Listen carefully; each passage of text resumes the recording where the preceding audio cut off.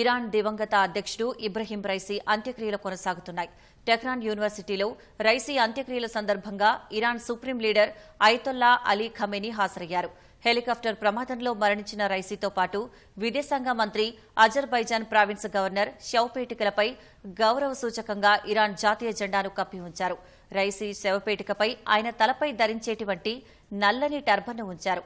Hamas అధిపతి ఇస్మాయిల్ హనియేఫ్తో పాటు Iran revolutionary gourd కీలక నేతలు, తాత్కాలిక అధ్యక్షుడు మహ్మద్ మొగ్బర్ హాజరయ్యారు. కొంతసేపట్లో శవపేటికలను టెహ్రాన్ రెవల్యూషనరీ స్క్వేర్ నుంచి 5 కిలోమీటర్ల దూరంలోని ఫ్రీడమ్ స్క్వేర్కు ఊరేగింపుగా తీసుకెళ్తారు. వేలాది మంది ప్రజలు ఊరేగింపులో పాల్గొంటారు. సాయంత్రం సమయంలో భారత్, తుర్కియే, ఇరాక్, రష్యా, ఆఫ్ఘనిస్తాన్, పాకిస్తాన్కు చెందిన ప్రతినిధులు రైసీ సంస్మరణ కార్యక్రమానికి హాజరవుతారు. ఈ సందర్భంగా ఫ్రీడమ్ స్క్వేర్లో భద్రతను కట్టుదిట్టం చేశారు.